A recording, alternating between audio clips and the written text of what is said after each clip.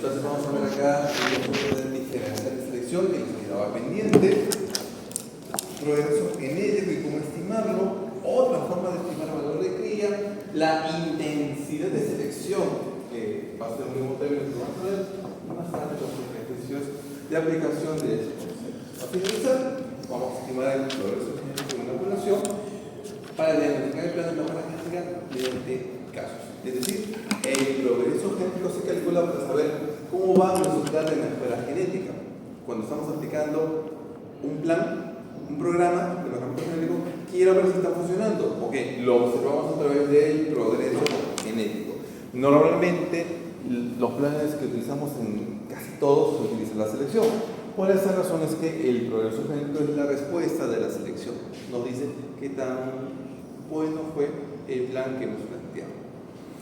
¿Por qué es importante ese tema? Porque obviamente ustedes seguramente ya habrán visto ese gráfico anteriormente. ¿Qué nos dice esto?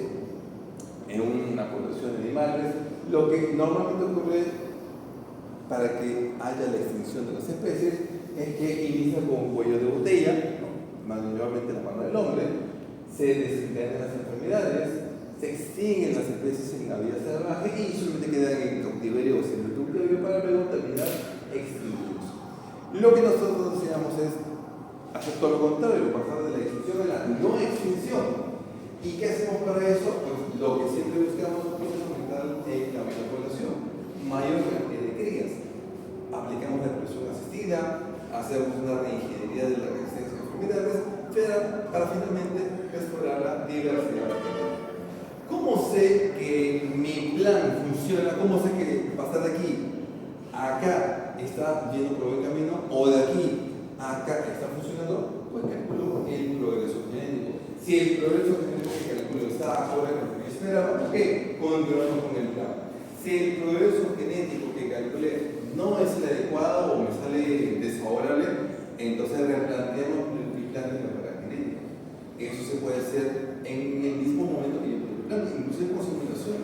Para de esa forma, ver cuál va a ser mi mejor estrategia para poder obtener mejor progreso genético que es que sea siempre en una población.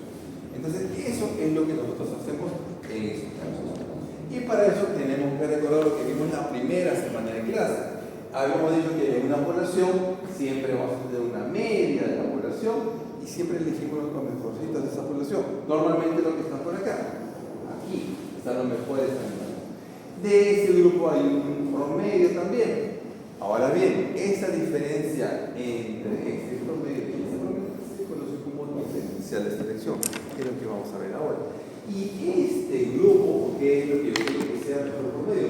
Porque me va a dar descendencia, tendrá el mejor promedio que el anterior, y eso ¿qué significa? Progreso genético. En la propia población se conoce como diferencial de selección, pero en la siguiente generación se conoce como progreso genético, porque es lo que tú esperas lograr. Esa diferencia que lograste acá al inicio, esperas lograrlo en la siguiente generación.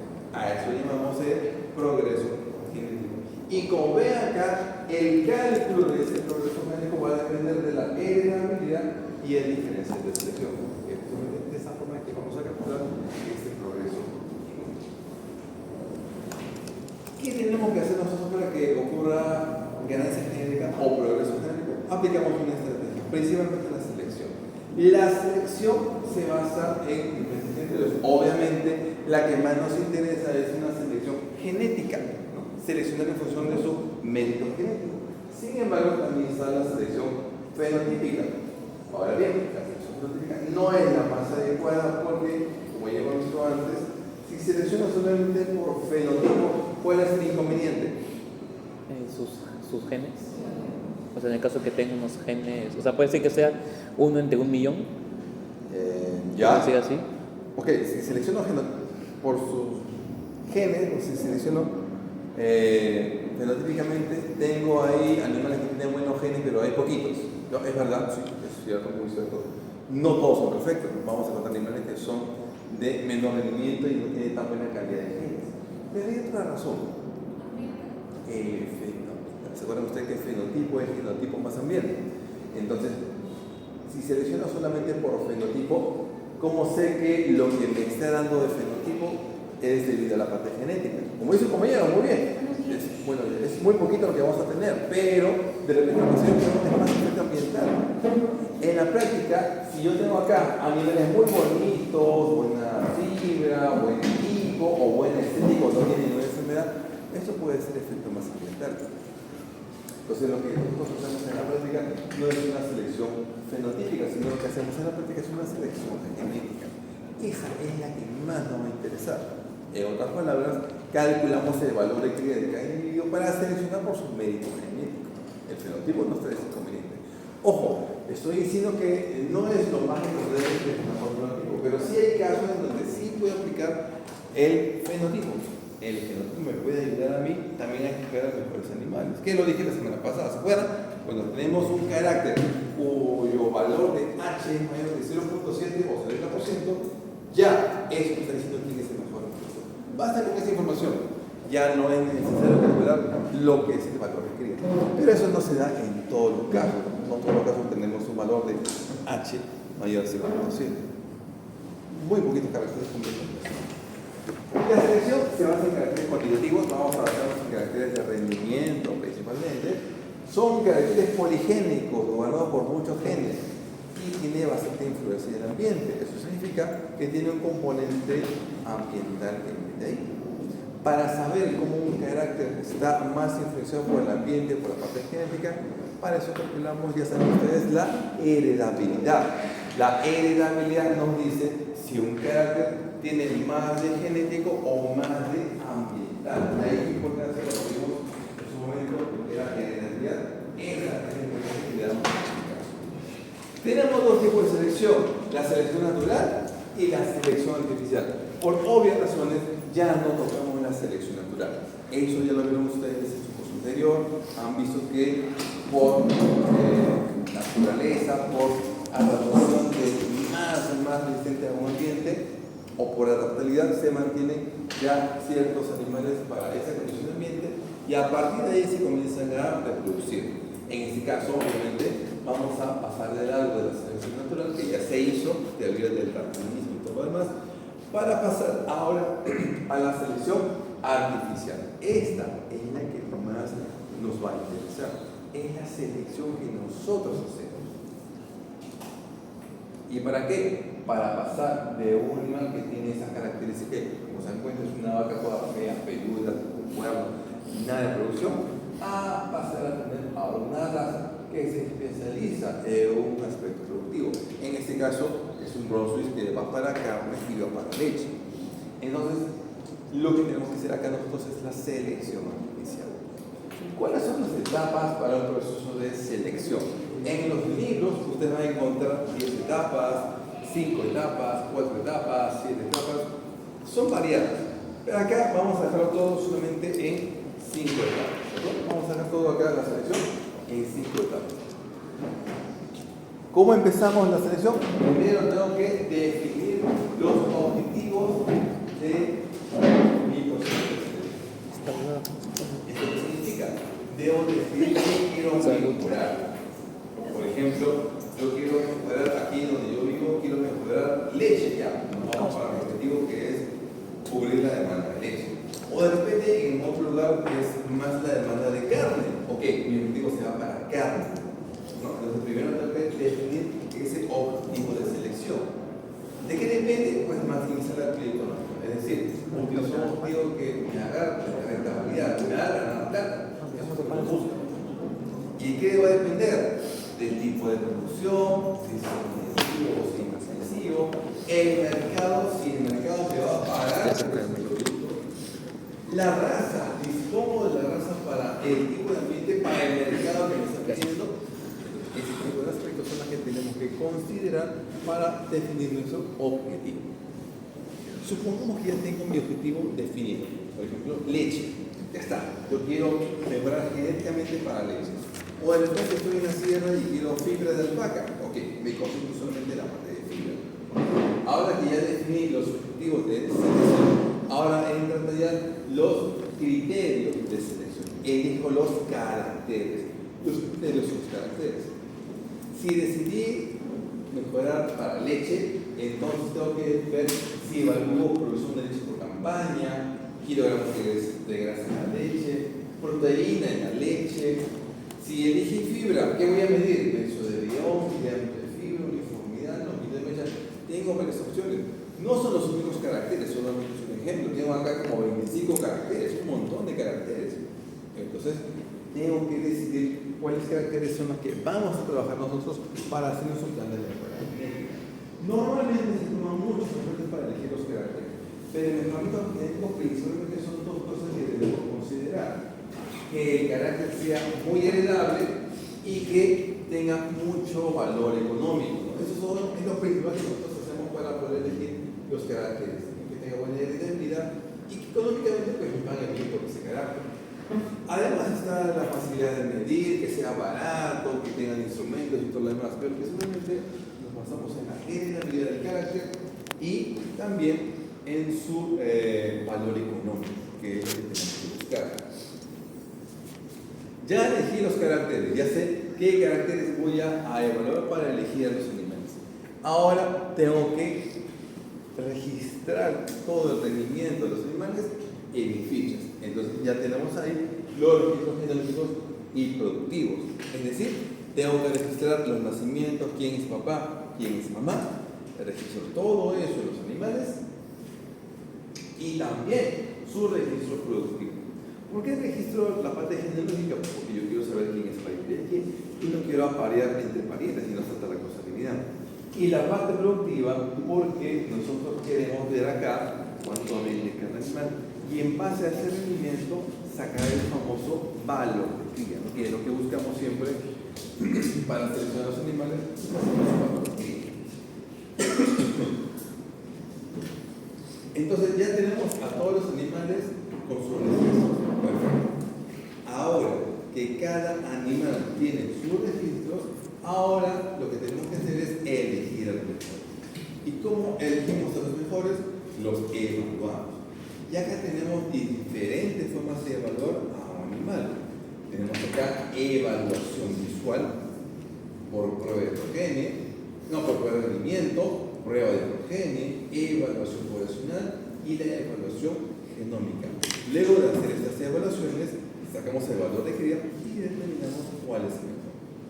La evaluación visual es la que no saca valor de cría, no saca nada, solamente es en función a lo que estamos observando. Esa es la evaluación visual. Muy bien, entonces, en este caso, la evaluación visual determina simplemente cómo es un animal por fuera. Esto es una evaluación subjetiva, es decir, como solamente es ver por fuera cómo es un animal, para uno le parecerá un buen animal, pero para otro no será tan bueno. Entonces depende mucho de la percepción de cada uno. Básicamente utilizamos esto para definir el estándar racial y ver si tiene defectos. En otras palabras, la evaluación visual no nos sirve tanto para elegir el mejor animal, sí nos sirve para descartar animales que sabes que no serán nunca reproductores. Es decir, aquellos animales que no cumplan con el estándar de la raza o tengan defectos, ya sé que no va a ser nunca reproductor, así que simplemente ni siquiera me molesto en alimentarlo, simplemente lo voy a mandar a la cría para que engorde y luego lo voy a empujar, pero no me va a servir en impugnación. Entonces, la evaluación visual no nos sirve para escoger al mejor, solamente para descartar a los peores, lo que sabe que jamás llegarán a la reproducción. La otra sí es objetiva, la prueba de rendimiento. Es decir, hacemos que el animal produzca algo y en base a su rendimiento evaluamos su mérito genético. Esta de acá sí es objetiva porque el equipo de medición no me va a engañar. Acá utilizo los registros productivos del animal, toda esa información de registro la voy a utilizar y más adelante en la próxima clase vamos a ver que se utiliza mucho en los índices de selección, que lo vamos a ver más adelante. ¿Ok? En la prueba de rendimiento entonces sí es muy objetiva y sí es muy recomendable. ¿Qué pasa si yo tengo un animal que le quiere evaluar por su rendimiento, pero en el animal no puedo evaluar su rendimiento? Por ejemplo, yo quiero evaluar toro lechero. Pregunta, ¿al toro lechero le puedo reñar? Sigo viendo dudas, ¿ah? Exacto, ¿no es cierto? Al toro lechero no lo podemos ordeñar, pero a quien sí puedo ordeñar es a las hijas del ahí en realidad la prueba de progenie. La prueba de progenie también es objetiva porque estoy ordeñando las cifras del toro. Puedo trabajar animales de diferente edad, procedencia, y acá mucho se trabaja con un método que se conoce como el método Blue. El Blue no es un rayo láser, no es un equipo, no es una computadora, no es un Kamehameha. El Blue viene a ser un modelo lineal estadístico. Eso es el Blue. ¿Qué cosa es Blue? Mejor predictor lineal no sesgado. Del inglés, Best Linear Mass Prediction. Eso es lo que significa el Blue. Mejor predictor lineal no sesgado. Es un modelo que te predice cómo será su método genético. Es lo que hace el famoso Blue. Es un montón de cálculos matemáticos. Es un modelo bien complejo que no es necesario que ustedes sepan cómo funciona. Tienen que recordar que existe un modelo que nos permite hacer esto, que es el famoso prueba de progenie. Pero, ¿qué pasa si tengo información también de los hermanos? Tengo información de las tías, tengo información de los tíos, tengo de parientes, sobrinos, todo un montón de parientes que yo tengo esa información. Si tengo información de más parientes, porque tengo un registro genealógico que me dice quiénes son los parientes, podemos hacer la evaluación de cada animal a través de todos sus parientes. Ahí está la evaluación poblacional. La evaluación poblacional implica que voy a evaluar a un individuo en función al rendimiento de todos sus parientes.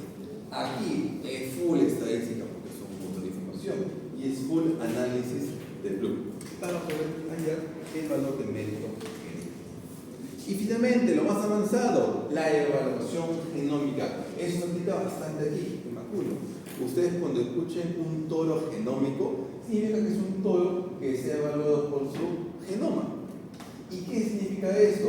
Significa que a los animales apenas nacen, le sacamos una muestra de pelo de la cola o una muestra de sangre, se lleva al laboratorio, le pasan marcadores moleculares, de viene la selección asistida por marcadores moleculares, de los cuales los más comunes son los SNPs, los polimorfismos de nucleótidos simples, son los más utilizados. Le paso los marcadores a la muestra de sangre, amplifica la cadena de ADN, saco los genes que más me interesan y listo, calculo el valor genético del animal. Apenas nace, o sea, apenas nació ya sé su valor genético. No paso por su rendimiento, prueba de progenie, no, nada. De frente saco la muestra y con la computadora dice cuál es el valor genético de ese animal. Ya está, listo. Ese es el famoso método de la evaluación genómica. Por supuesto, ahora me dirán, profesor, pero si es el mejor método y es al toque sale, ¿para qué no hacer todo eso acá? Ya no necesito hacer todo esto. Claro que es más rápido y bien fácil de hacer, pero te va a costar, no es barato. Por ejemplo, en el caso de los toros lecheros, los toros de carne que utilizan los bancos de semen para justamente vender pastillas de semen de esos toros, ¿cuánto creen que cobra un laboratorio para hacer la evaluación genómica? Por toro, ¿cuánto creen que cobra para sacar todo su perfil genético, todos sus valores genéticos de cada carácter? ¿Cuánto cobrarán? $1,000. $1,000. ¿Cuánto me cobran a mí? Depende de la nota. ¿Cuánto me pone, profe? Si es que es un animal con pedigrí o no. Ahí viene el detalle. Pero si recién lo estoy evaluando, ¿cómo sé si tiene buen valor genético? Tengo que evaluarlo. Pero si es que ha pasado por los anteriores pasos y aún no se han evaluado genéticamente, por ejemplo, el animal ha pasado por competencias y todo eso. O sea, se puede decir más o menos que... Exacto, se dan cuenta, ¿no? Ahí tenemos una gran utilidad de cómo puedo complementar diferentes tipos de evaluación. La respuesta de examen, ¿ya? Diferentes tipos de evaluación. Ahí está. Yo puedo aplicar la prueba genómica, pero es verdad que la prueba genómica es cara. ¿Cómo sé realmente a quiénes voy a evaluar por esta parte? Bueno, haces una pruebita en el rendimiento. De repente salga bien el rendimiento, salga buen animal en lo que es la evaluación genómica. Porque la evaluación genómica no es barata. Por ejemplo, en el caso del toro lechero, la evaluación genómica, el perfil genético completo cuesta entre $1,500 y $1,800. Aprox. Profe, ¿de qué depende el precio? Bueno, depende de la cara, ¿no? Te ven la cara, ya. Tú eres universidad privada, tienes plata, ya te voy a cobrar tanto. Tú eres una asociación de comuneros, no, te voy a cobrar un poco menos. La empresa hace eso en realidad, te mientas ya, saca la cotización. En el caso de como ustedes especificaban, también se puede usar esos casos, ya se da cuenta que el secretario porque ya tiene una buena línea para hacer eso. ¿Cómo? ¿Hacer una evaluación genética en...? Por ejemplo, se compra semen, por ejemplo, Ya. que tenga correspondencia de ser productor lechero de producción cárnica. En este caso, a la cría se le podría hacer la evaluación genómica o ya sería contraproducente, contradictorio. Sería ideal si la cría la vas a vender como reproductor. Ahí sí. Y ese es el negocio de los establos. Hay establos que hacen la evaluación que les funciona y buscan los mejores toros porque saben que la cría que nazca la venden como reproductora después. Hay establos que no tienen esa finalidad y solamente quieren el mejor toro para que la cría busca bastante y listo, ahí quedó. Cada establo tiene su propio objetivo de qué es lo que va a vender. Hay algunos establos, rebaños o centros de producción que se encargan de vender no solamente lo que produce, sino también reproductores. ¿A quiénes? A los rebaños o productores más pequeños. Se hace una cadena, una pirámide. Se hace de mayor calidad a menor calidad. Entonces, profesor, para realizar una venta con mayor costo de oro o así, se tiene que hacer la evaluación económica de los padres por parte del hijo. Claro, Para eso es tener lo mejor. el valor de Exacto. Si lo quieres vender como reproductor, te conviene mucho sacar el valor genético de cada niño que van a hacer en función de lo que tienen sus padres o como fueron sus padres y lo vendes mucho mejor. ¿Sabían ustedes que para vender una vaquillona, o sea, vaca preñada, una vaquilla preñada, si no tiene su pedigree y solamente es, digamos, pues una vaca vaquillona simple, que Holstein la voy a vender, se vende en unos entre 1.000 o 2.000 soles. Si esa vaquilla estuviera registrada, triplicas el precio. Y si además de estar registrada, te lo vendo con su valor de mérito genético, te lo vendes en $10.000 sin ningún problema. Y la gente lo paga, porque es un negocio muy fuerte esto. Claro, porque tiene un respaldo. Exacto, tiene la evaluación genética. En este caso, la evaluación genómica o los otros métodos que hemos utilizado. La evaluación genómica tiene en la actualidad mucho de utilidad en vacuno lechero y vacuno de campo. Es muy utilizada en la actualidad. Pero claro, es caro, no crean que es barato, no va a costarte. Ahora bien, si yo voy a usar mi evaluación genómica en todos mis animales y ahora decido utilizar solamente la evaluación genómica, recuerda que lo vas a hacer porque sabes que luego vas a vender los reproductores. Yo aplico la evaluación genómica. Uno dirá ahora, bueno, profesor, ¿para qué todo lo demás? Ya, de frente aplico la evaluación genómica. Ya, voy a utilizar la evaluación genómica, pero esa es una cosa. De ahí a que el animal sea bueno es otra cosa diferente. Porque depende, aplico su evaluación genómica, me salió que esto era negativo, uy, listo, perdí. Mándalo a Camal, no me va a servir. Pero ya le hice su evaluación genómica, sí, pero me salió todo negativo, no encontré nada bueno. Se va. Normalmente en el mercado de ganado lechero, de cada 100 toros que se evalúan, ¿cuántos creen que quedan como reproductores? 25%, 10%, 5%. De cada 100 toros que se evalúa a nivel mundial, 5 quedan como reproductores. O sea, se imagina la cantidad de plata que se maneja ahí para poder evaluar todo y al final que ver con la pulpita de lo mejorcito. La última chupó el mango. Esos son los que nosotros queremos, porque justamente son la mayor calidad. Pero igual imagino que a partir de eso ya empezará como que a hacer ya más dinero, generar dinero, porque tiene que ser rentable todo eso. Es muy rentable. Si no, porque acá estamos trabajando con semen importado y semen nacional. Porque es rentable. Acá se importa semen. Y la gente no trabaja. Es un buen negocio. Pues ustedes vendan semen de todo. Por acá estoy seguro que va a salir algún vendedor de semen. ¿Ya? Van a comenzar a ver cómo es el negocio del precio y venta. Depende a qué establo voy a tener un poquito más de precio. Este establo es más chiquito. Ya, aquí a crédito. Así. Vamos a comenzar a jugar con el precio de la venta de semen. Muy bien, entonces ya tenemos la evaluación de los campeones. Ya sé que ya los evalué y ya sé quiénes son los mejores. Ahora, ¿qué hacemos? Ahora tengo que utilizar a estos reproductores. Y para eso echamos mano de nuestra herramienta de biotecnología reproductiva. No en todos los casos se aplica biotecnología reproductiva. En algunas especies, con ya tener los reproductores, aplicamos lo que se conoce como el empate controlado. El empate controlado no es malo, es bueno siempre y cuando lo sepas hacer bien. ¿En qué especies aplicamos el empate controlado? Alpacas, llamas, conejos, cuyes, ratones. Ahí se aplica solamente el empate controlado, no tiene ningún sentido hacer todo lo demás. ¿Para qué voy a hacer inseminación artificial en cuy? Agarrar el cuyicito. No puedo, es muy fácil de hacer la muerte natural listo, es mucho más práctico. En otras especies se puede conservar el semen y podemos masificar la cantidad de hijos que me va a dar. Ahí aplico la inseminación artificial. ¿En qué especies utilizamos inseminación artificial? Vacunos, ovinos, porcinos, equinos. Ahí es donde trabajamos bastante la inseminación artificial. Ahí sí, el uso del macho se masifica. ¿Cuál es la gran ventaja de esto? Que yo puedo conservar semen en tiempo, guardarlo y utilizarlo cuando lo necesite la hembra. Por ejemplo, en el caso de toro con vaca, si hubiéramos aplicado el empadre controlado, el toro monta la vaca. De ese eyaculado, ¿cuántas crías van a nacer? ¿Saben, no? Toro monta la vaca queda preñada, ¿cuántas crías nacen? Una sola cría va a nacer. Ese único eyaculado. Ahora dirá, profesor, pero también nacen gemelos. Sí, pero la tasa gemelar pues es menos del 3%, ¿no? Y de ahí a que te nazca Free Martin, ay, piña de cereal, de justo te nace Free Martin. Entonces es más complicado. Así que normalmente uno espera una sola cría por cada parto. Pero ¿qué sucede si en lugar de hacer la monta natural en el toro, mejor colectamos semen del toro? Hagamos una vagina artificial, hacemos montar al toro a la vagina artificial, colectamos el eyaculado y ese eyaculado lo diluimos, lo separamos, lo guardamos en pajillas y congelamos. Cada pajilla es para cada vaca. De un solo eyaculado podemos sacar entre 100 y 200 pajillas.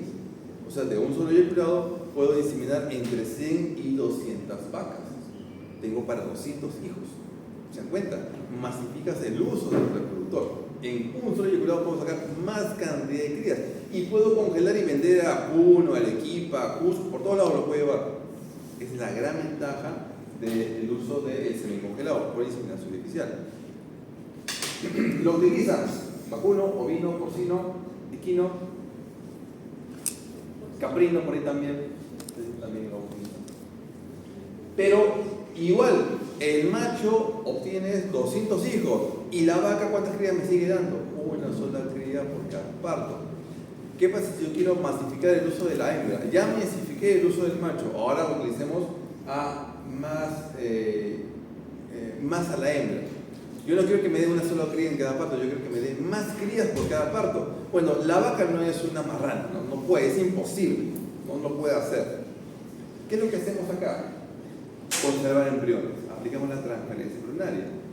Una vaca que normalmente me da un solo ovocito en cada ciclo estral, ahora lo vamos a superovular. Le metemos hormonas y hacemos que en cada ovario no haya solamente un ovocito, sino que hayan 30 ovocitos, un montón, para hacer un racimo de uva a su ovario, un montón de folículos para que pueda eclosionar y me suelten los ovocitos, los óvulos.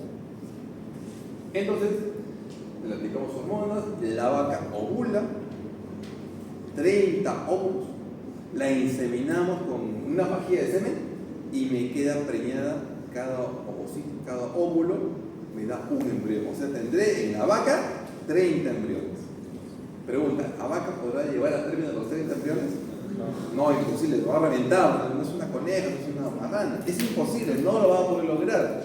Entonces, ¿qué hacemos para lograr que los 30 embriones nazcan? Sacamos los embriones de la vaca y lo transferimos a 30 vacas. Y esa única vaquita en el año que me da una sola cría por cada año, ahora me va a dar 30, bueno, los 30 que implanten 15, ya 15 hijos en un solo año. Pero pensar en el caso, sí o sí tienen que ser uno, ¿no? Porque si es que llegaran a tener dos, podría haber como que algo contraproducente, porque si es que la vaca da a luz una hembra y un macho, la hembra se puede masculinizar. Sí, ese es el free martin, ese es el problema. Cuando tenemos gemelares, macho y hembra, tenemos casi seguro que van a ser free martin. La hembra es estéril, no te va a servir. El macho, bueno, macho, no te lleva nada. Yo, por ejemplo, cuando estuve cuando estuve en la universidad,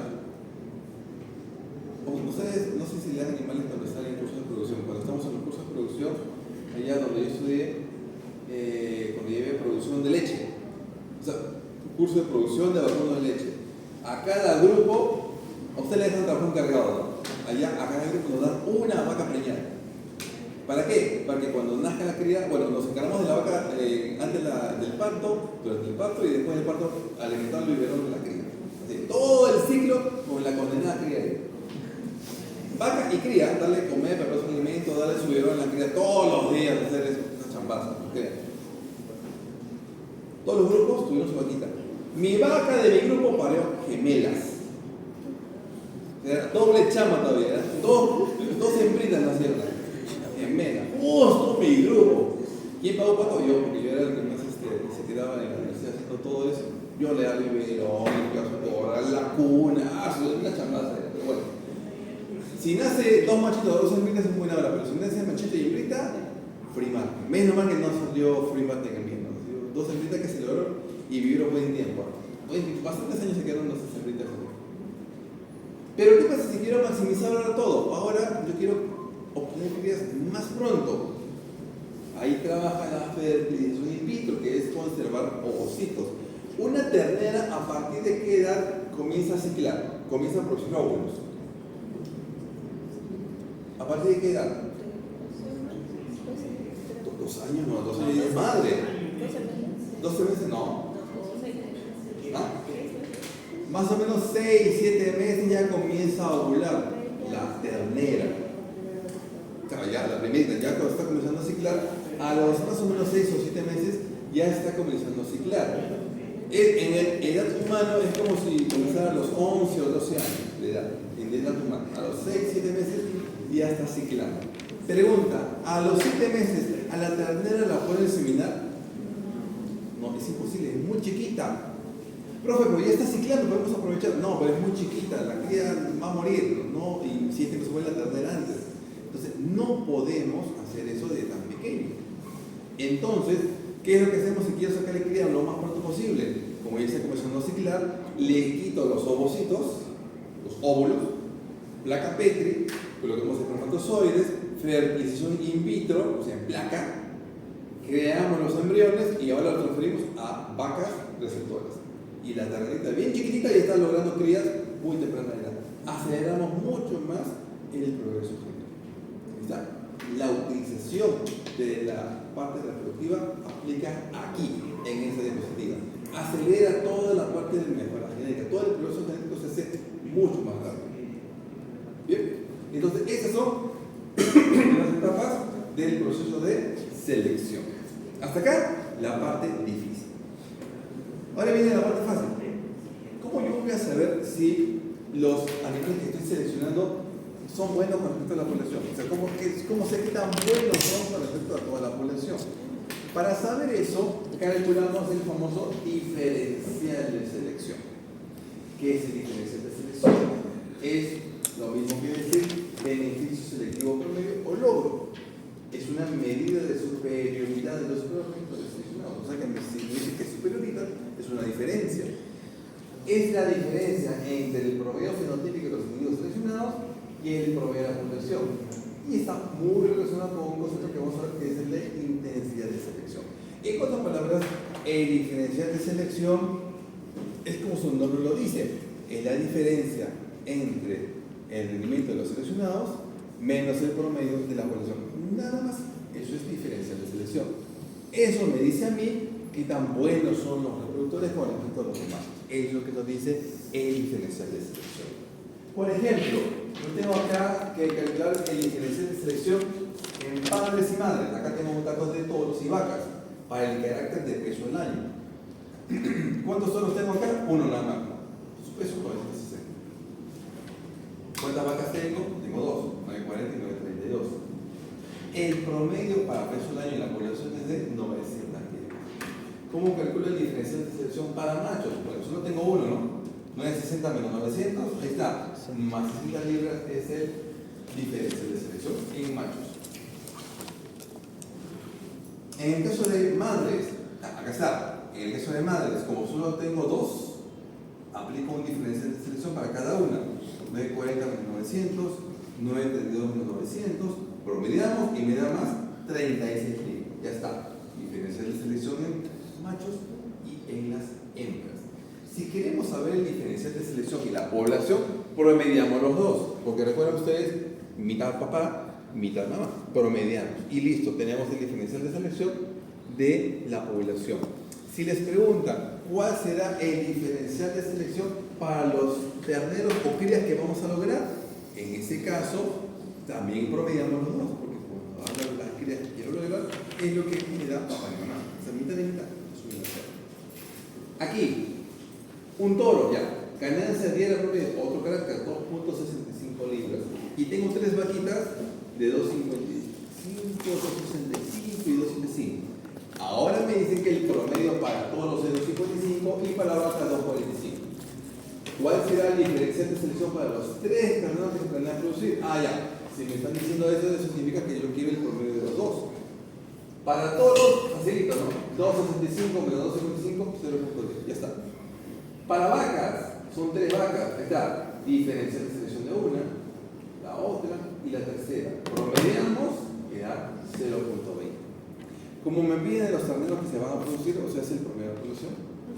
0.10 más 0.20, 0.30. Entre 2, 0.15 libras por día. Ese es el diferencial de selección en los torneos que planean producir.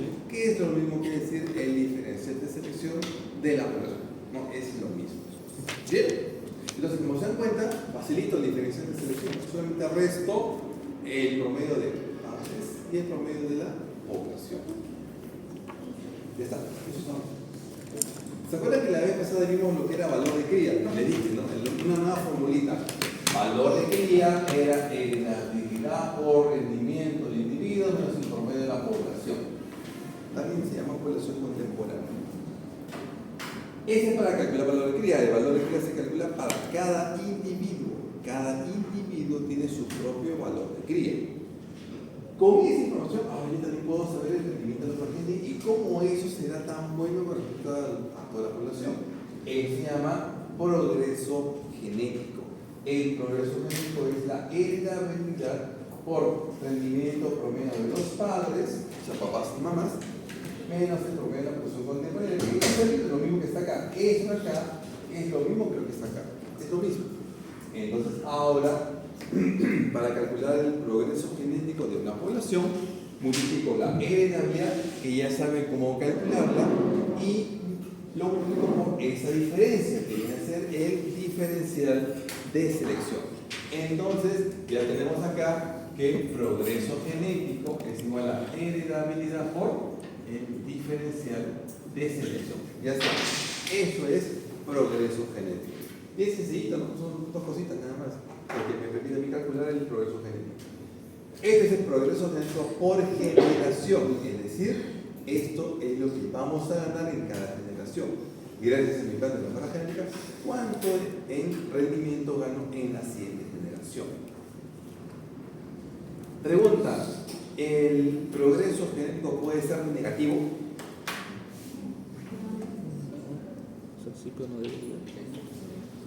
¿Un progreso genético puede ser negativo?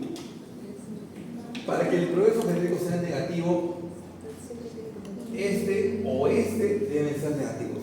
¿La heredabilidad puede ser negativa? No, no es cierto. O sea que mi única opción es que el diferencial de selección pueda ser negativo. En otras palabras, ¿el diferencial de selección puede ser negativo? Hay casos en donde yo quiero que el rendimiento de los padres sea menor que el promedio de la población. ¿Algún carácter que yo busque eso? O todos los caracteres yo quiero que sea siempre para más, para subir, para mayor cantidad. No hay ningún carácter que quiero bajar la cantidad. ¿Qué carácter? ¿Qué carácter?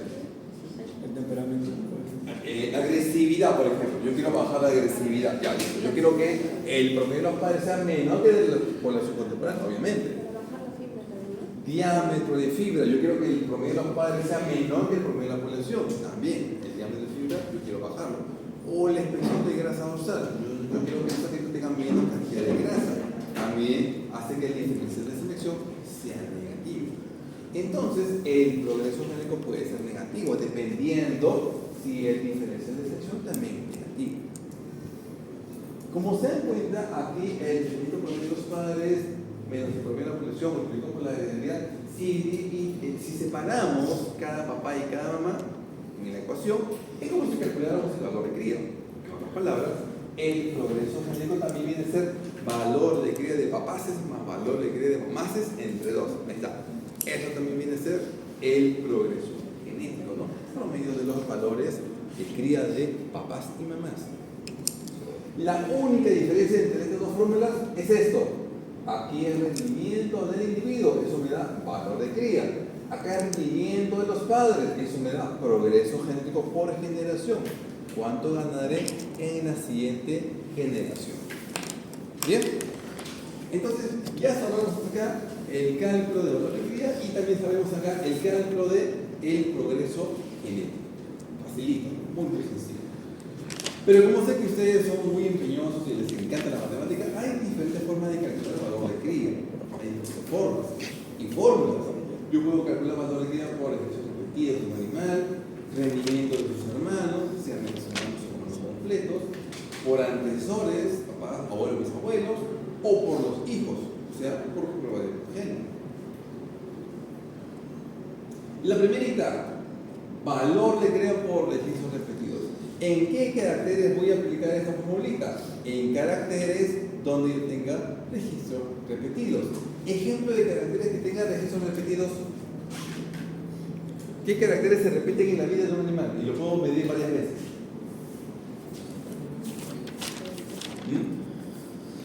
Dije eso en la clase anterior. ¿Qué caracteres podemos medir repetidas veces? La producción de leche. Pero es un leche por campaña, ya sabes, porque una vaca tiene varias campañas. ¿Qué más? El peso. Peso de la lana, peso de vellón, correcto. El porcentaje de grasa. El porcentaje de grasa. Porcentaje de grasa en la leche, porque cada campaña tiene un porcentaje de grasa. Entonces, eso también tiene su repetibilidad. Diámetro de la esquila, porque tengo varias esquilas en toda su vida. O la producción de huevo, o velocidad de carrera. En esos caracteres aplicamos esta formulita del cálculo de valor de cría. ¿Cómo calculamos valor de cría? A ver, si dice que es por registros repetidos, N, ¿qué cosa será? El número de veces que estoy midiendo el carácter, o sea, el número de registros repetidos, eso es N. H cuadrado viene a ser N en realidad. R viene a ser repetibilidad, porque son registros repetidos. Este P raya S, este es el promedio de los N registros. Y este P raya C es el promedio de la población contemporánea, el promedio de la población. Ahí tenemos el valor de cría por registros repetidos. ¿Se acuerdan ustedes cuando hablamos de que la heredabilidad tiene más o menos, ¿qué cosa? El error estándar. La repetibilidad también tiene su más o menos error estándar. No lo hemos visto, pero la correlación también tiene más o menos su error estándar. El valor de cría no tiene error estándar. El valor de cría tiene una confiabilidad o precisión, que es un porcentaje. Eso tiene los valores de cría. Calcula el valor de cría de un individuo y a la par tiene su confiabilidad o porcentaje de precisión. ¿Cuánto espero yo que sea este porcentaje? Si es un porcentaje que me dice la precisión, obviamente me interesa que sea cercano al 100%. Eso me dice que tan confiable es el valor de cría que estoy calculando. En la práctica, en la vida real, nunca llegamos al 100%. ¿Cuánto máximo se puede lograr de precisión o confiabilidad del valor de cría? Lo máximo que se alcanza es 99.9%. Es casi 100%, ¿no? Pero si se me está hablando, ese es el máximo de precisión que se puede calcular en valores de cría. Para registros repetidos, ¿cómo calculo la precisión o confiabilidad? Acá está. Precisión o confiabilidad. Raíz de n por la heredabilidad entre 1 más n plus 1 por la repetibilidad. Observa que está acá, su raíz. Acá está. Esa es su precisión o confiabilidad. Ya tenemos ahí cálculo de mérito, valor de cría, mérito genético por registros repetidos. Por registro de los hermanos, acá tengo medios hermanos y hermanos completos. Por medios hermanos, ya, este acá, ¿en qué especie utilizo? En especie que me da una sola cría por cada parto. Vacunos, equinos, llamas, alpacas, ahí donde aplico eso. ¿Dónde aplico la de hermanos completos? Donde tengo tamaños de camada numerosos. Cuyes, conejos, perros, gatos, cerdos. Ahí aplico la de hermanos completos. ¿Cómo se calcula la de medios hermanos?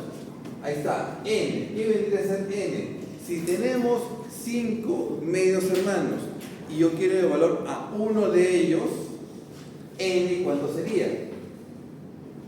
Ese que estoy evaluando, ¿cuántos medios hermanos tiene?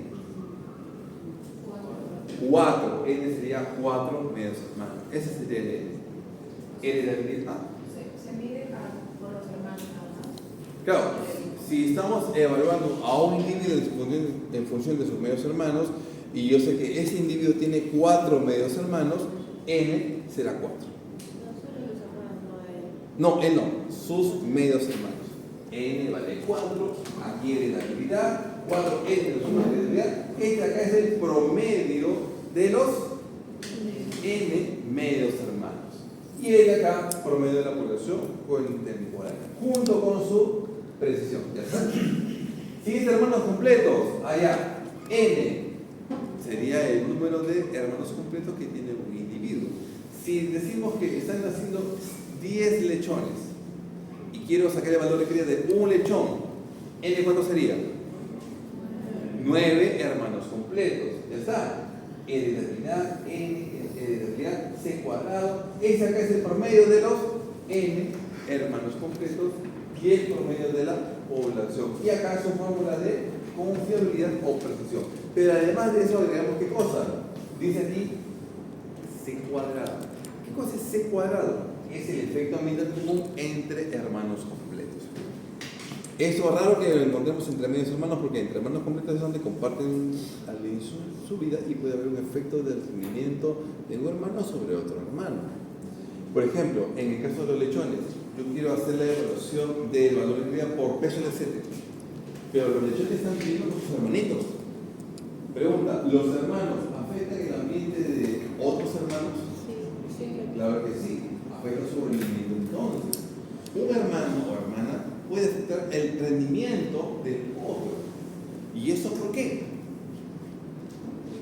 Ustedes tienen hermanos, ¿no? Bueno, algunos tienen hermanos, sin contar los que son hijos únicos ya. Tienen hermanos y hermanas. No todo es amor y paz, ¿no es cierto? Con los hermanos. ¿Qué hacen los hermanos con ustedes? Pelear, obvio, sí, ¿no? Siempre hay una pelea, ¿no? ¿Qué más? Me dejan sin comer, sí. Te dejan sin comer, no te paran la comida, era para ti la olla y se lo acabó. El sábado justo quería mis botas favoritas y se lo llevó la condenada. Ya, ¿con qué voy a salir? Entonces, hay hermanos que tienen efectos sobre otros, ¿no es cierto? Lo mismo pasa con los lechones. Hay lechoncitos que le quitan la comida del hermano, le quitan la leche, se pelean, le muerden la oreja, le muerden en la nariz, les duele. Hay un efecto ambiental que hay de un hermano con los otros. Entonces, ese efecto entra aquí y lo consideramos. Si no tuviese ese efecto, tendríamos el problema de que el valor de cría no es el exacto, es un valor de cría impreciso. Por esa razón es que metemos ahí el efecto ambiental común entre hermanos completos. ¿Qué pasa cuando tengo rendimiento de antecesores? Igualito, ¿no? Ahí está.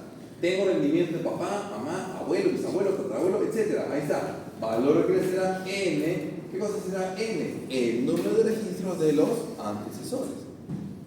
R es la actividad, R es la repetibilidad porque hay un valor de repetibilidad, promedio de los antecesores, o sea, de este n, promedio de la población contemporánea, y aquí 2 a la g. Aquí 2 a la g en valor de actividad y también en la precisión. ¿Qué cosa viene a ser g? Es la potencia a la cual hay que elevar 2 dependiendo de la información que se disponga. Si tengo datos de padres, g vale 1. Si tengo datos de abuelo, g vale 2. Si es bisabuelo, g vale 3. Si es tatarabuelo, vale 4. Ahora bien, lo que siempre nos interesa en una población cuando calculamos los valores de cría es que este de acá sea elevado y la confiabilidad también sea elevada. La confiabilidad o la precisión. Tiene que ser elevado, ¿no? Porque tengan buenos animales, es lo que más me conviene. ¿Qué pasa cuando yo tengo información cada vez más antigua? El G va a ser más grande. Pero solamente es por los padres, ¿no? Por los padres, no más, no con la mamá, la abuela, la bisabuela. No, sí puede ser. Puede ser papá o mamá, puede ser uno de los abuelos o el abuelo o la abuela, puede ser el bisabuelo o bisabuela, también puede ser O así. sea, no necesariamente. ¿Pueden ser los dos también? O sea, Puedes promediar los dos, sí se puede, sí puede también. Puedes promediar. Pero sería como que aparte de otros resultados. Puedes sacar resultados aparte y promediar. Y sacar tu valor de cría por medio a partir de ese método. Si tenemos información más antigua, el 2 a la g se va a elevar. Si este de acá y este de acá se elevan, ¿qué pasa con el valor de cría y la precisión? ¿Sube o baja? Si este se eleva y este se eleva, ¿qué pasa con esos dos? ¿Suben o bajan? Baja. ¿Cierto? Es inverso, está en el denominador. Baja. Por lo tanto, es importante aquí trabajar con información actualizada. No es recomendable trabajar con bisabuelos o más antiguos. Hasta padres y abuelos es lo recomendable, porque si no, mi precisión sale muy baja. Y ya le dije que buscamos que sea con buena precisión. Luego tengo el valor de cría por prueba de progenie. En este caso estamos trabajando con animales en base al rendimiento de sus hijos. Muy importante caracteres limitados por el sexo. Ya, intuitivo, chicos. 2 por n. ¿Qué cosa vendría a ser n en este caso?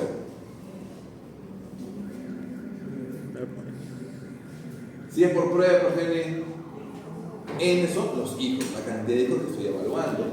Heredabilidad. ¿Qué cosa es?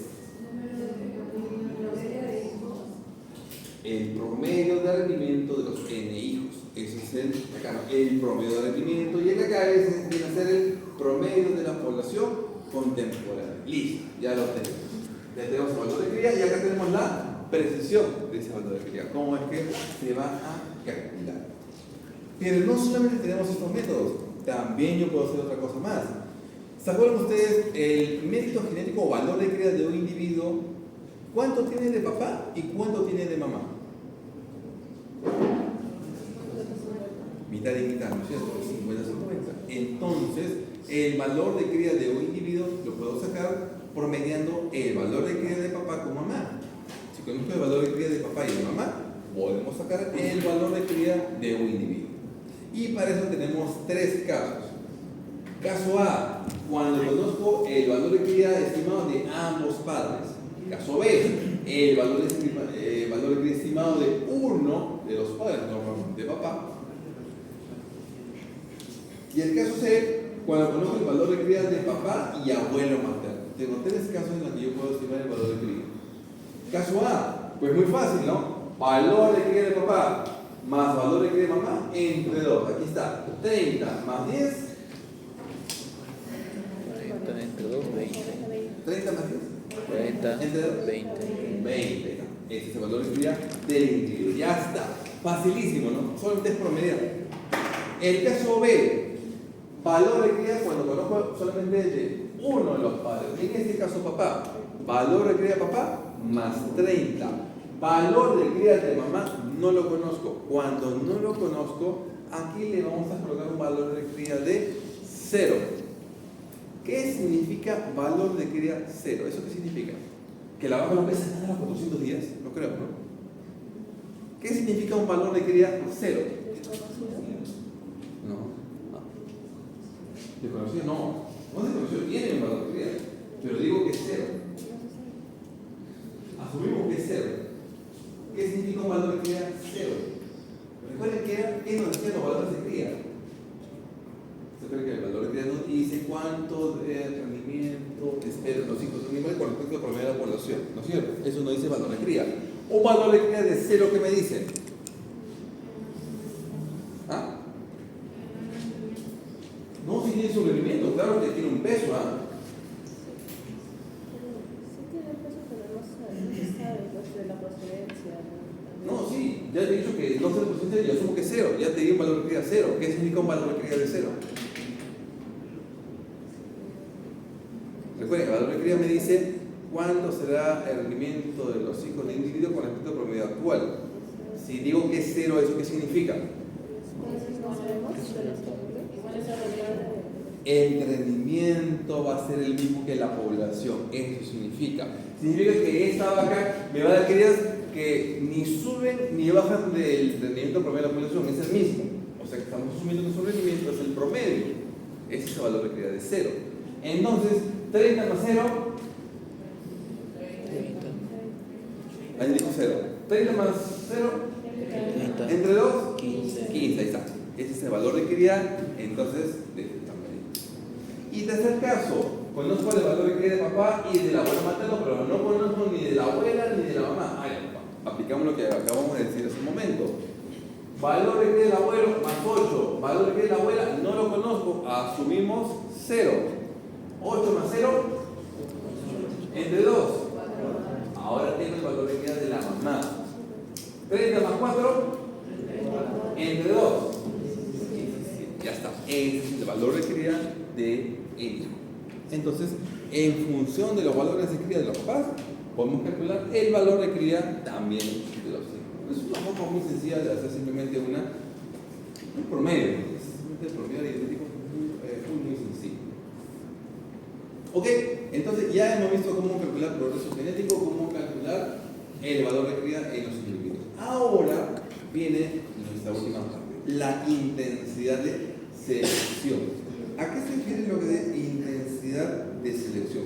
La intensidad de selección se calcula de esa forma: rendimiento promedio de los padres menos el promedio de la población entre desviación estándar fenotípica. Eso es intensidad de selección. Si se dan cuenta, arriba dice promedio de los padres menos el promedio de la población. ¿Eso cómo se llamaba? El promedio de los padres menos el promedio de la población se llamaba diferencial de selección. Porque la intensidad es diferencial de selección sobre desviación estándar fenotípica. En otras palabras, la intensidad de selección es un diferencial de selección estandarizado. Eso es el famoso valor de intensidad de selección. Pregunta: ¿la intensidad de selección puede ser negativa? ¿Por qué? La diferenciación de selección puede ser negativa, dependiendo. Depende del carácter, ¿no es cierto? Si los padres, yo quiero bajar el carácter, el diferencial de selección se lo da negativo, por lo tanto, la intensidad también sale negativa. La intensidad en sí, ¿qué cosa es? No es otra cosa más que la fuerza con que seleccionas a los animales. Eso es la intensidad. Es un número que me dice que están exigentes uno para elegir los mejores. La intensidad de selección, como se dan cuenta, tiene mucha relación con el diferencial de selección. Depende directamente del diferencial de selección. ¿Y eso qué se debe? Por ejemplo, yo tengo acá una población, la parte de hígado, el promedio de la población. Yo quiero elegir a los mejores animales, ¿no? Se supone que son padres de padres. Están aquí. Acá están los mejores. Y aquí tengo un promedio. Imaginemos un promedio por acá. Promedio de los seleccionados. Cuando restas estos dos, obtienes el diferencial de selección. ¿No es cierto? Ya está. De aquí, entonces, he seleccionado un grupo que es un porcentaje, ¿no? Para este porcentaje de individuos, me sale un valor de intensidad determinada. Ya está. Eso es lo que me va a salir acá. Pero ahora ustedes quieren ser más exigentes. Quieren ser ustedes más drásticos, quieren ser más intensos en hacer la selección. Aumento mi intensidad de selección. Ahora elijo lo mejor de lo mejor. Lo mejor de lo mejor está acá. Ahí está, lo mejor de lo mejor. Este cachito. Ese es lo mejor de lo mejor. Y ese grupito chiquitito también tiene un promedio. Su promedio está acá. Promedio de los seleccionados. ¿Su diferencial de selección será mayor o menor?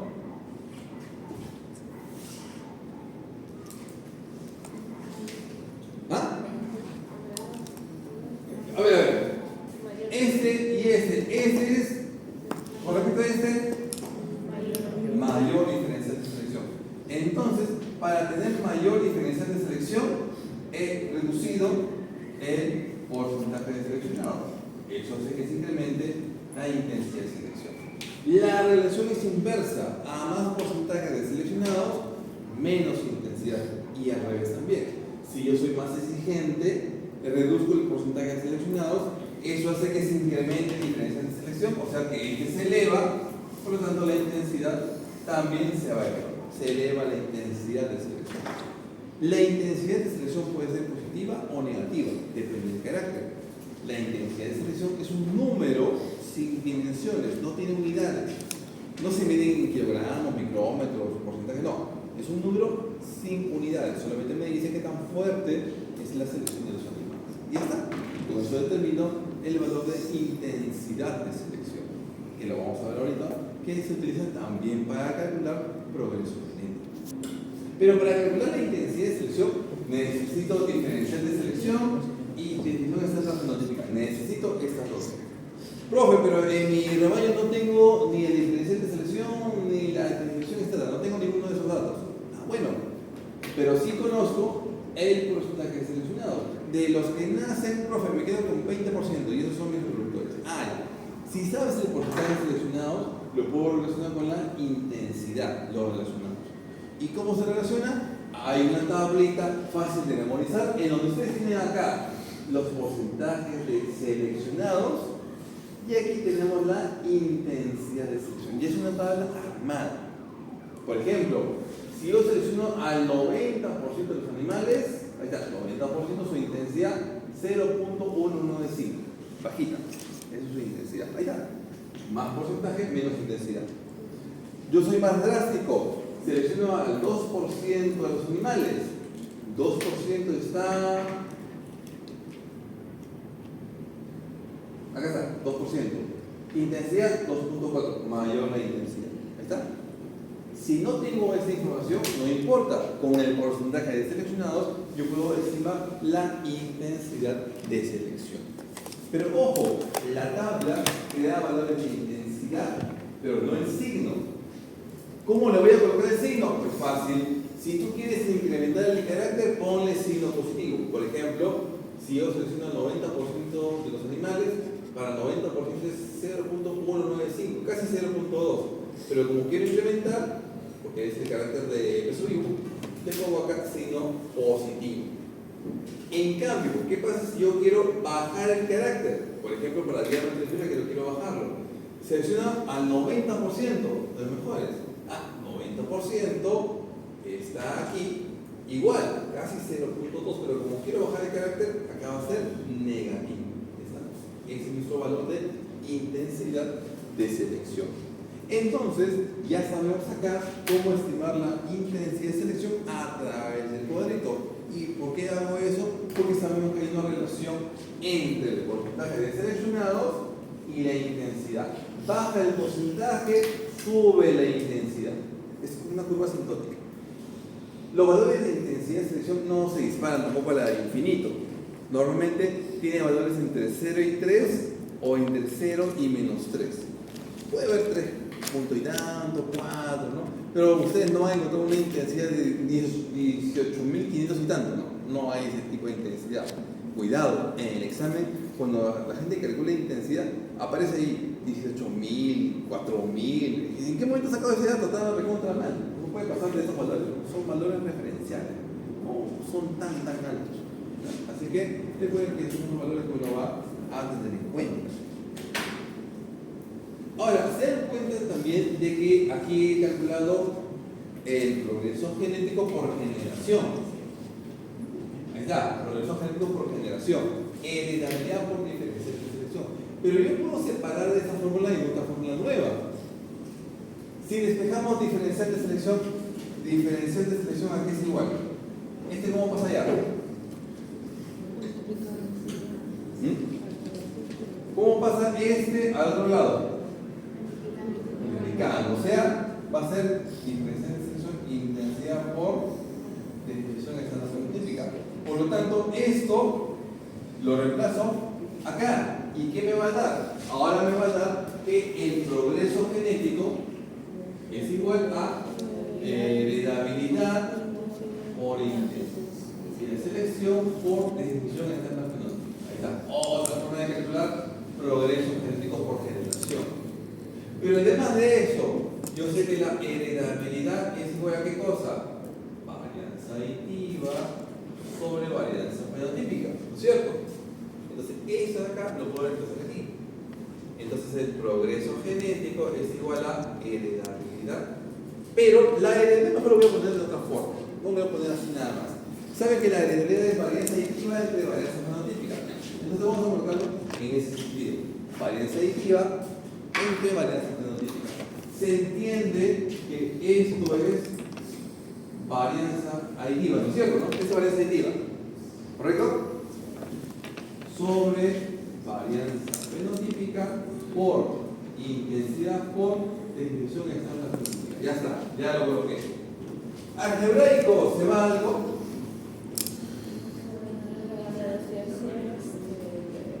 Se va. Se va. Y esa perita, ¿a qué se encuentra? ¿Esa es heredabilidad? Parecido, ¿no? Pero ¿qué cosa es de la heredabilidad? La raíz de la heredabilidad. Entonces el progreso genético es H por desviación aditiva por intensidad de selección. Ya está. Otra forma de calcular progreso genético por generación. Ahí tengo tres formas diferentes de calcular el progreso genético por generación. ¿Cuál es la que más se utiliza? La que más se utiliza es esa acá. Porque tiene el componente aditivo. Entonces, si lo que nosotros queremos es en manipulación aumentar el progreso genético o ganancia genética, ¿qué debe pasar con H? ¿Subir o bajar? Subir. Ya hemos visto una clase como subimos. ¿Qué debe pasar con la desviación estándar aditiva? ¿Subir o bajar? También, y ya sabemos cómo hacerlo. ¿Y qué debe pasar con la intensidad? Subir. Y ya hemos visto cómo aumentamos intensidad de expresión. ¿Ya está? Con eso puedo aumentar mi progreso genético por generación. Este es progreso genético por generación. Lo que hacemos mayormente es calcular el progreso genético por año. ¿Cómo será mi progreso genético cada año? Para saber eso, ¿qué hacemos aquí? Dividimos, yo quiero por año, divido entre lo que se conoce como intervalo generacional. Háganla bien, dividimos, si yo quiero por año, divido entre intervalo generacional, que haga también, divido entre intervalo generacional si queremos el progreso genético por año. ¿Qué es el intervalo generacional? Dirán ustedes. El intervalo generacional es la edad promedio de los padres cuando tienen sus hijos. Eso es intervalo generacional. Por ejemplo, en humanos, ¿cuánto será el intervalo generacional? ¿A partir de qué edad el humano puede tener hijos?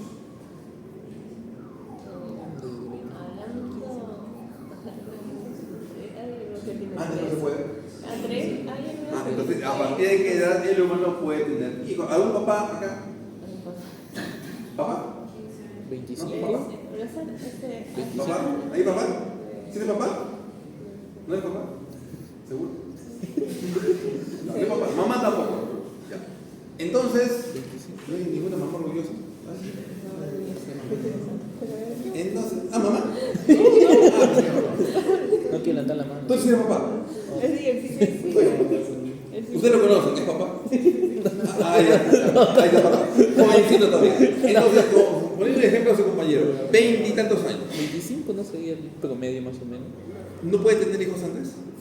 No, pero el problema es de que no se ha desarrollado bien. No, pero se puede tener hijos antes. Yo no estoy diciendo que se esté bien desarrollado, no. Estoy diciendo si hay posibilidad de tener hijos antes. Hay niños muy bien que menstruan, ahí ya pueden tener. Claro. Normalmente se espera que a partir de los 18 o 20 años ya uno puede tener hijos, ¿no es cierto? En humanos es más o menos esa edad. Pero, ¿no? Pues un poco antes, pero no vayamos a lo ilegal. Vamos a partir de 18 para arriba. A partir de esa edad. En el caso de mujeres, ¿hasta qué edad pueden tener hijos? 40.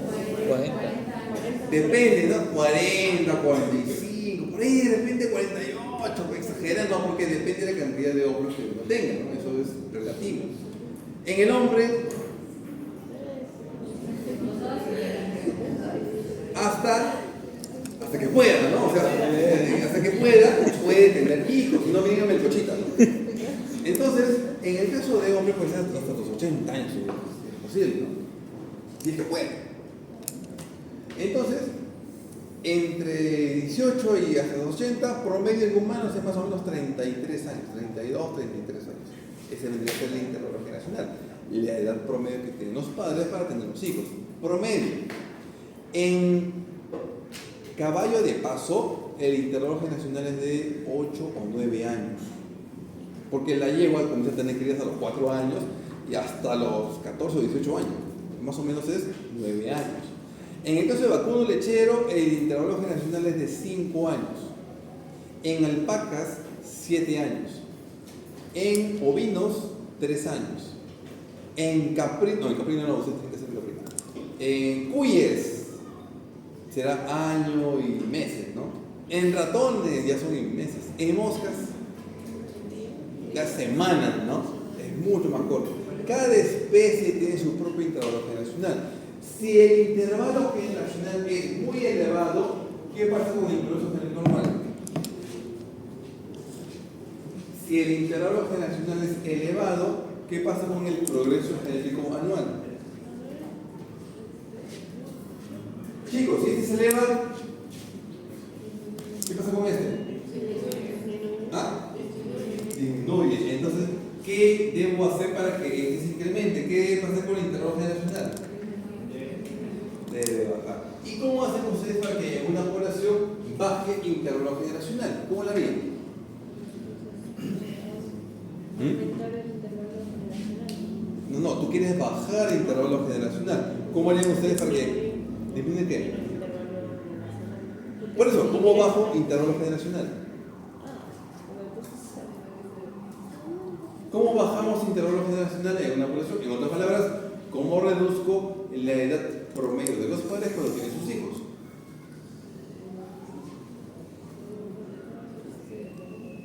¿Qué hacemos?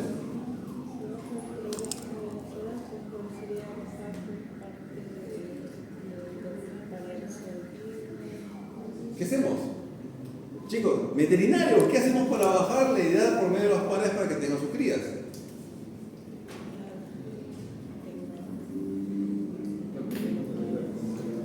¿Ah? Los congelo, los... Nunca las haría.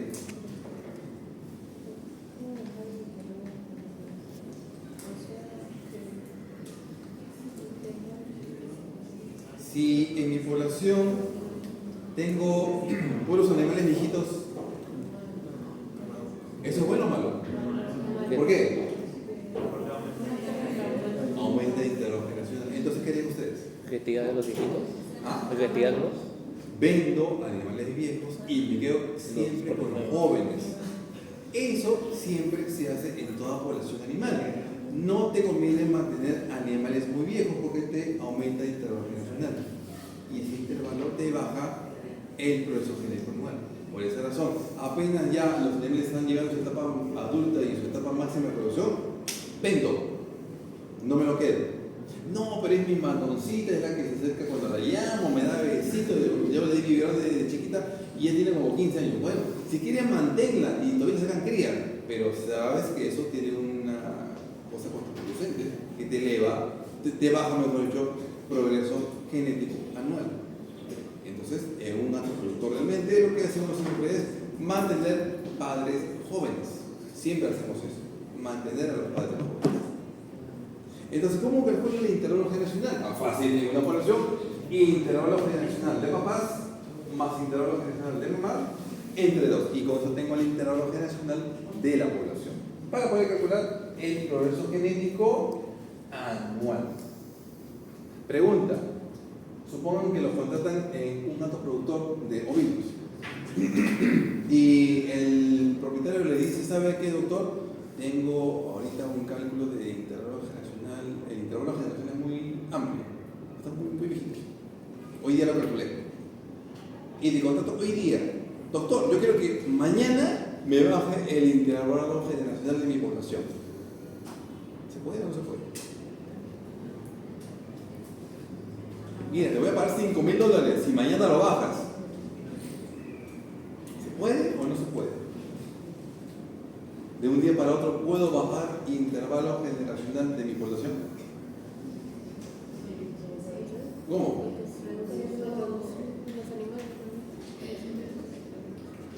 ¿Qué me está hablando? ¿Qué me está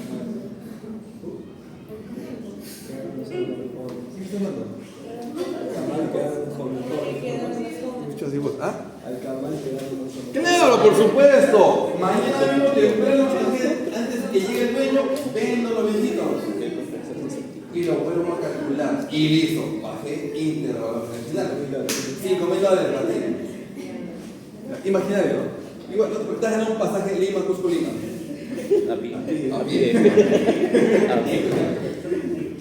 Entonces, en ese caso, lo que hacemos nosotros es siempre tener padres jóvenes. Esto que siempre hacemos. ¿Cómo calcula el intervalo generacional? Pues igualito que como sacamos el promedio en todos los casos. Tengo a un establo con las madres que van entre 2 y 10 años de edad. Y acá el porcentaje de terneros que nosotros tenemos. El 30% de los terneros nacidos vienen de madres de 2 años de edad. El 20% viene de madres de 3 años. El 12% de madres de 4 años y así, ¿no? Poquitos terneros vienen de madres viejas, ¿no? Pero obviamente no nos hace tanta cría.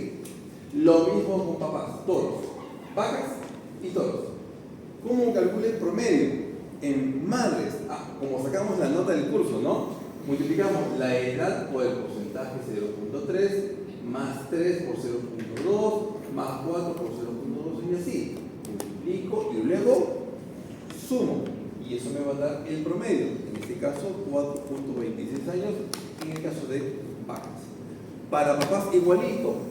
2 por 0.15 más 6 por 0.15 más 7 por 0.2. Multiplicamos, sumamos y me da 7 años. Y el promedio intervalo generacional de la población será 4.26 más 7 entre 2, que sale 5 puntos y tanto, ¿no es cierto? Casi como lo que le decía, que es en vacuno lechero. Ahí está. Ese es nuestro intervalo generacional. Y ahora ya podemos saber con el intervalo generacional cómo será el progreso genético anual. Y está. Con eso lo sacamos. Trabajamos también para reducir el intervalo generacional. Ahí hace un rato dijimos que era lo de los ovocitos que usted dijo, no se podría hacer eso. Exacto. Si yo sé que colectando ovocitos, colectando ovocitos, fertilizándolos ahí mismo, puedo sacar más rápido, también esa es otra forma de cómo se puede reducir el intervalo generacional. Más pronto lo sacamos crías de un animal. Por eso es muy importante siempre trabajar con animales jovencitos, lo más jóvenes que se pueda, que ya ven que cumple con el mínimo para que me dé cría. Ahí comenzamos a trabajar, ¿no? Para que ya obviamente nos dé buena calidad de las crías. ¿Y una industria cuál es el máximo para mantener? En vacuno, mira, en vacas lo que tienes que lograr por lo menos de cada vaca 5 partos. Al quinto parto, lograste su quinto parto, vende. ¿O al cabo de una vez? Depende de tamaño. Eso depende mucho de cada especie. En vacuno es hasta el quinto parto. ¿Y cuánto logras quinto parto? Entre 6 y 7 años de edad.